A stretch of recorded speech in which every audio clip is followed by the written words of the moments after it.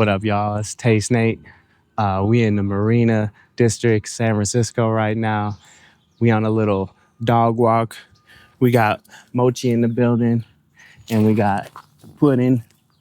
Yeah, we chilling up here right now.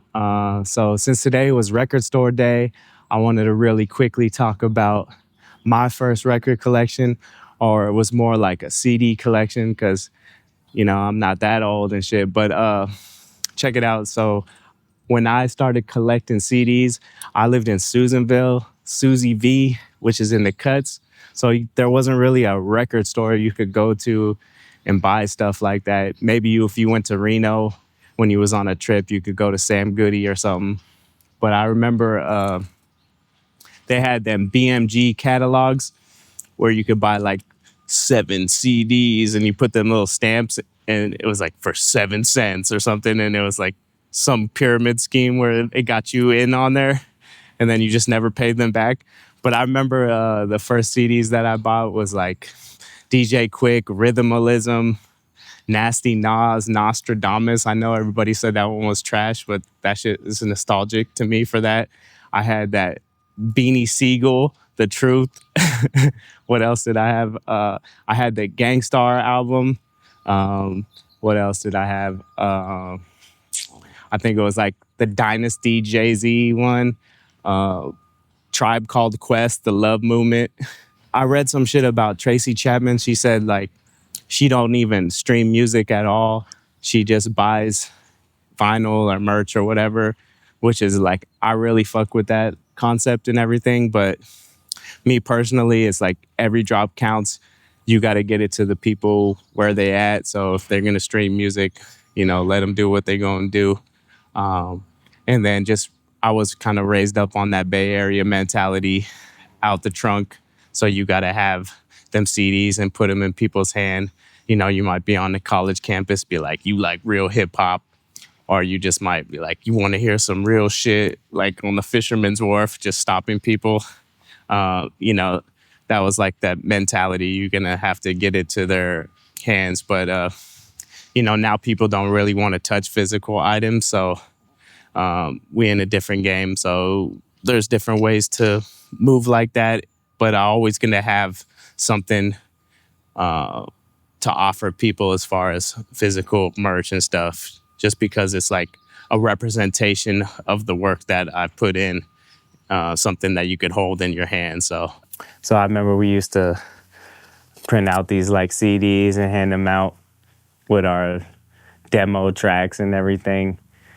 And then we had, we'd still print out the CDs, but you'd get the like cover that you could put on there that labeled it up. And then you'd have the little jewel cases, and you'd print out the card too and have the track list and everything. So that was official. Then we used to order the CDs that had like all the linear notes, and it would have the UPC, and then that was official. That was when I first tried to get my CD into Amoeba and everything.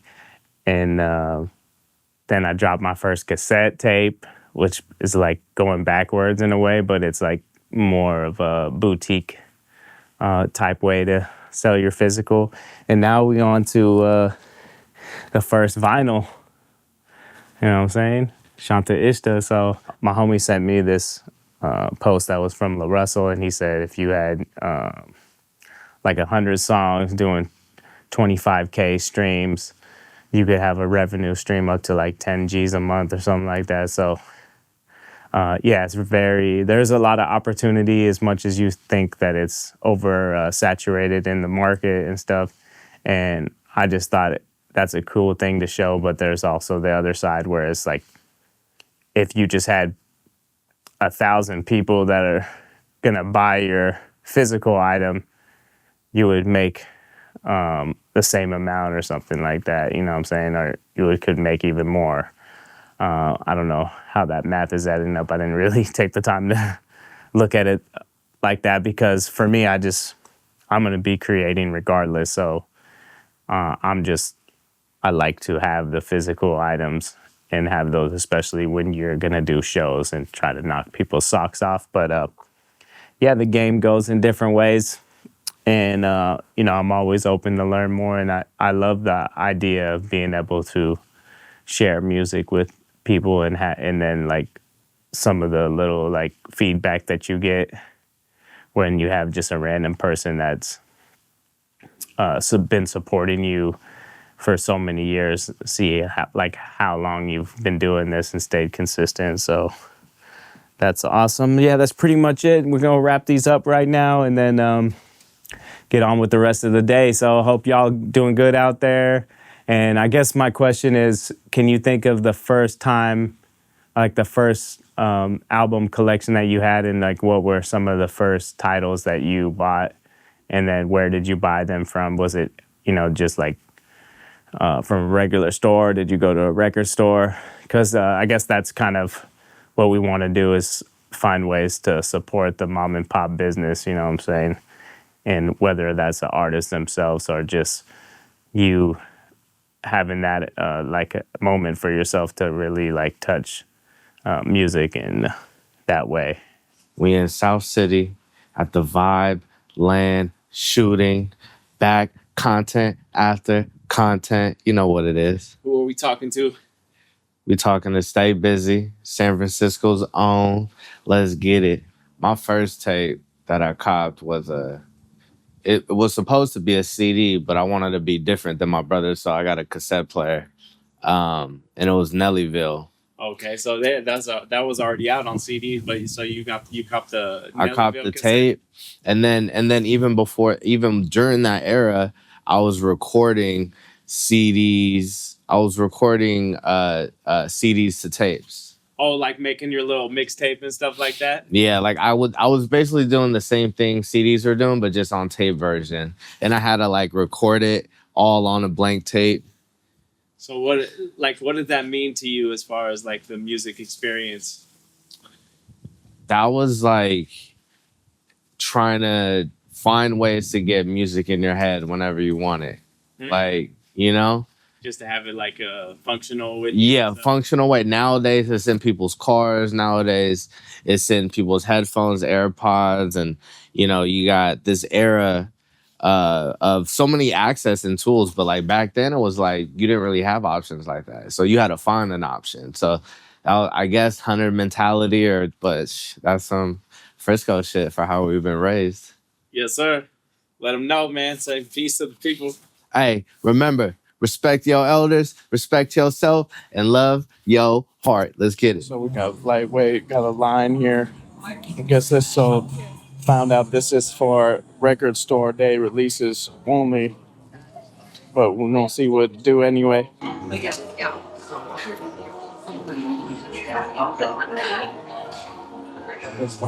Didn't realize they had the life-size Andre Nicotina fucking cardboard cutout.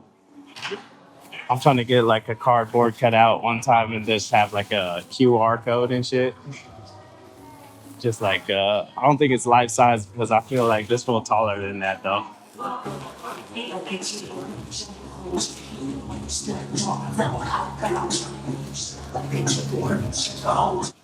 So yeah, that's a pretty humbling vision right there to see my project with Ty the 13th on the rack with a lot of hip-hop legends and whatnot on record store.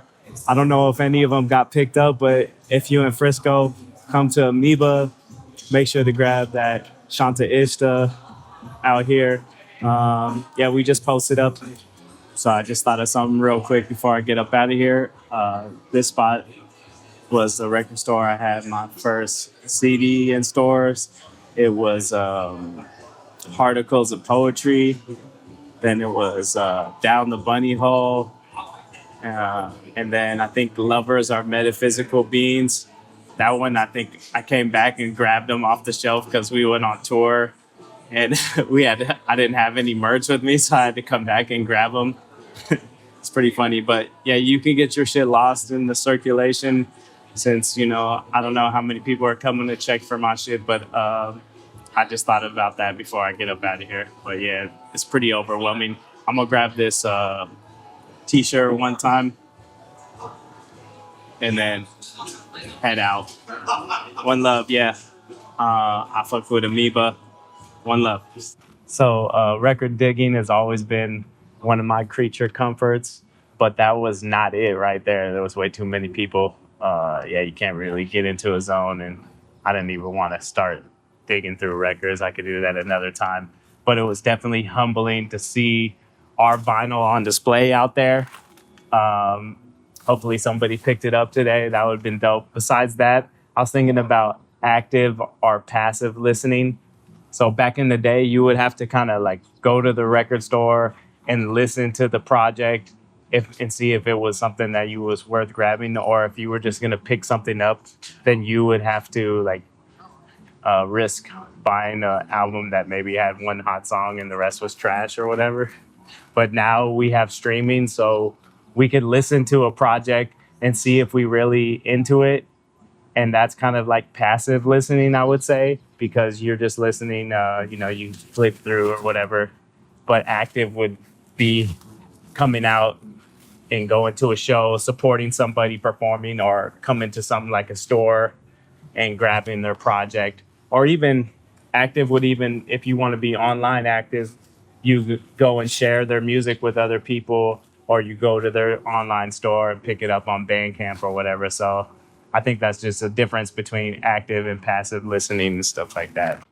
It's a rap, man. That's a rap, dude. That's a rap, duty. Duty, that's a goddamn rap, duty. Hey. Oh, come on now. Get in there. Come on now. Act like you've been here before. It's a motherfucking rap, man. Yeah, man. Wrap that ass in the lettuce wrap, ho. Oh, man. Have some pride. Oh, fucking keto.